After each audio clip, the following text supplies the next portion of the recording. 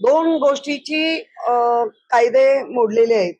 एक तर direct logo वापरायला दिलाय आणि ते पण म्हणजे खाण्याच्या डिशवर, आणि दुसरं म्हणजे तुम्ही त्या पेशंटची गुप्तता ही बाहेर फोडलेली आहे. बघा हे किती किती घाण पद्धतीने या आमच्या महानगरपालिकेच्या अब्रूचे लक्तरे बाहेर काढतायत. जे कोण हॉटेल आहे सौराष्ट्र, एका हॉटेलमध्ये हे मिळालंय. अशा अनेक हॉटेलमध्ये अनेक ठिकाणी या डिश ऑलरेडी पोहोचलेल्या असाव्यात. आणि जे एमसी आहेत ते बुरके घालून काय वॉर्ड मध्ये फिरतात, आमका फिरतात, जेम्स बॉन्ड प्रमाणे लोकांना घाबरवतात. नर्सेस असं घाबरवून चालणार नाही. केईएम रुग्णालयाला 100 वर्ष होती, इतकं ते जुनं रुग्णालय आहे. आणि त्या रुग्णालयातल्या अनेक, जशा आता आमदार अजय चौधरींनी ज्या त्रुटी दाखवल्या, त्याच्यातली ही एक गंभीर बाब आहे की जो आमच्या केईएमचा हा लोगो आहे, हे जे केस पेपर आहेत, हे सिटी स्कॅन आणि मला वाटतं MRI याचा बंच असतो. याच्यामध्ये पेशंटचं नावही दिसतंय. दोन गोष्टीची कायदे मोडलेले आहेत.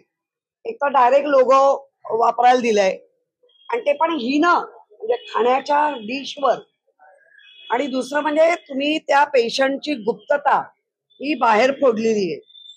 मुळात आता आम्ही डीन मॅडमना जेव्हा विचारलं तेव्हा 6 लोकांना त्यांनी शोकॉस नोटीस केलेली आहे आणि सस्पेंड पर्यंत ते जाणार आहे असं त्यांचं म्हणणं आहे.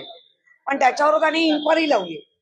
माझं त्याच्यापेक्षा उलट मत आहे की हा जो कोण कॉन्ट्रॅक्टर असेल की ज्याला तो नियम पालन केलं पाहिजे होतं, जे पेपर आल्यानंतर ते क्रश करून रिसायकल करून ते दिलं पाहिजे होतं, पण ते दिलं नाही. बघा हे किती किती घाण पद्धतीने या आमच्या महानगरपालिकेच्या अब्रूचे लक्तरे बाहेर काढतायत. आणि हा जे कोण हॉटेल आहे सौराष्ट्र, एका हॉटेलमध्ये हे मिळालंय. अशा अनेक हॉटेलमध्ये अनेक ठिकाणी या डिश ऑलरेडी पोहोचलेल्या असाव्यात. त्यामुळे मला असं वाटतं की हा आमचा केईएमचा जो लोगो आहे, या सगळ्या गोष्टी हिंकस आणि इतक्या जुन्या हॉस्पिटलचा चारित्र्यावरती हाणं नाही.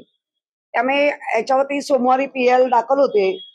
कारण हे करणारे जे आहेत, दगडूदादा सकपाणी सांगितलं, नुसतं इन्क्वायरी नाही, या अशा लोकांना घरीच बसवलं पाहिजे, ज्यांना स्वतःची जबाबदारी कळत नाही, ज्यांना या हॉस्पिटलची महती कळत नाही, त्या लोकांवर कारवाई झाली पाहिजे.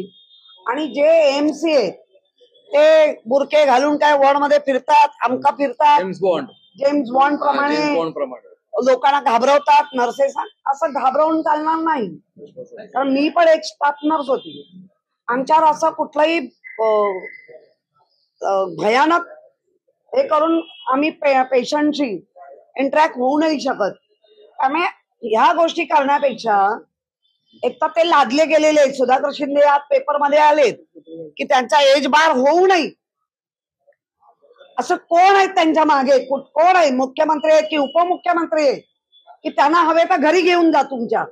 पण ह्या महापालिकेच्या हॉस्पिटलचा वाटोळा करण्यासाठी, जे मुंबईच्या हॉस्पिटलमध्ये सगळ्या म्हणजे महापालिकेच्या हॉस्पिटल आमच्या मोठी हॉस्पिटल, यांना आता वर्दीतूनच बाहेर काढा असा हक्कभंग किंवा हे आमचे आमदार आणतीलच. काल सुनील प्रभूंनी पण सांगितलंय, ही आरेरावी मुंबईत खपून घेतली जाणार नाही.